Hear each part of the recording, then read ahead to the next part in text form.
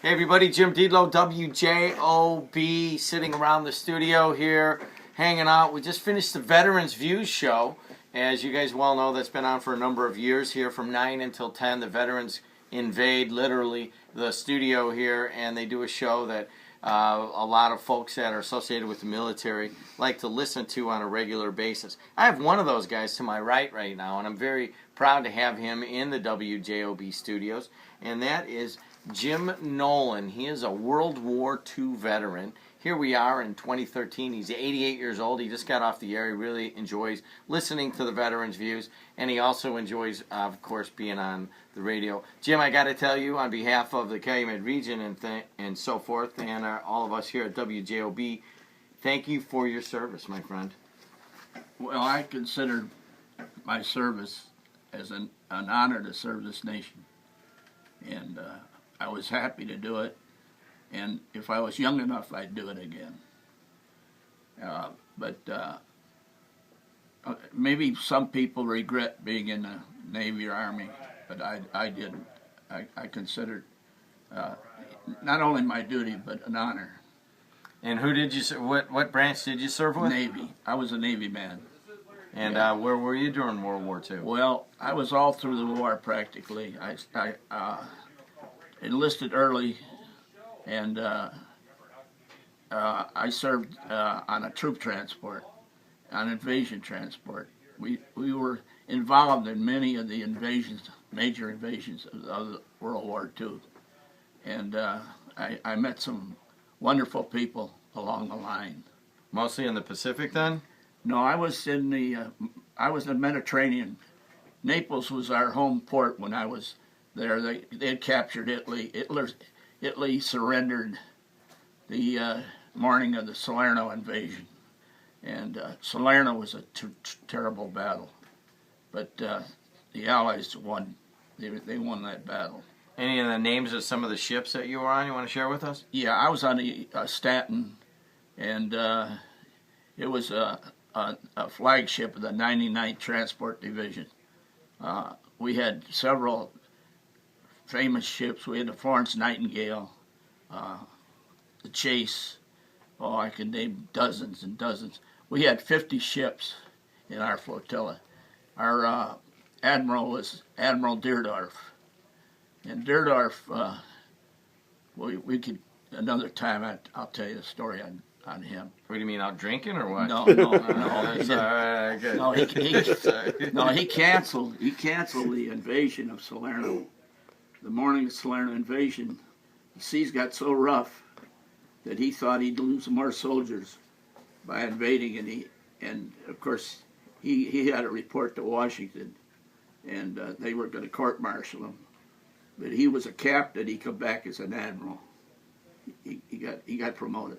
So when you're, what was the first ship you were on? That was the only ship I was on. Okay. And yeah, so I what served was it? all my years on the Stanton. On the Stanton. So Yeah. what was your first day like there? Oh, strange, you know.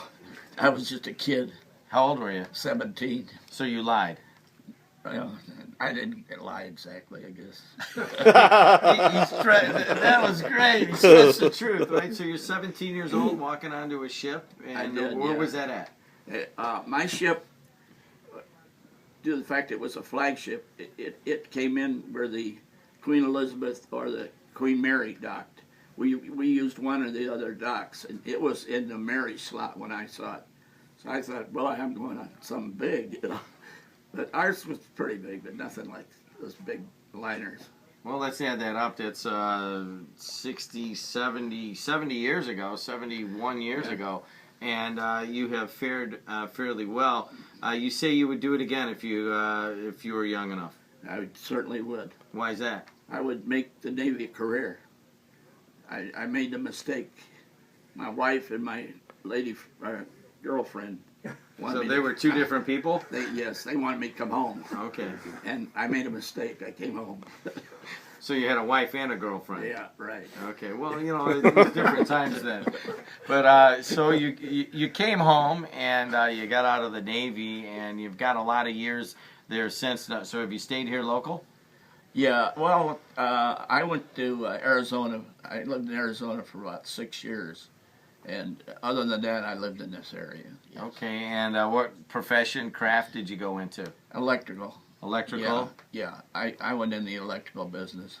Okay, did you get any of that exposure to that in the Navy, or is it just that was my line in the Navy. They sent me to electrical school up at Great Lakes. As soon as I got out of school, they shipped me to the East Coast. All right, well, I'm sure he's got some interesting stories that we're not allowed to put on the air regarding being in the Navy, but I just want to reiterate one more time, thank you so much for serving. You're kicking, you're moving around, you look 20 years younger than you say that you are, and we're proud to have you around. I'm that old, believe me. I wish I wasn't.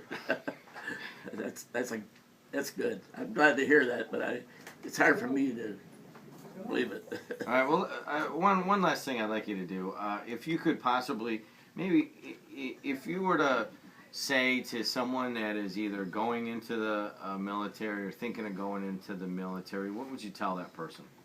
I would tell them to pick the service of their choice, and they have to make up their own mind whether they want to make it a career. But they won't make any mistake, I don't think, the way the world looks today. I don't think they make any mistakes staying in the service if they can. Of course, there's circumstances they can't. All right. That's my final. That's it. That's some good advice there. Hey, once again, we're talking to Jim Nolan, a World War II vet, and we are here in 2013. I'm Jim Dedelow, AM 1230 WJOB.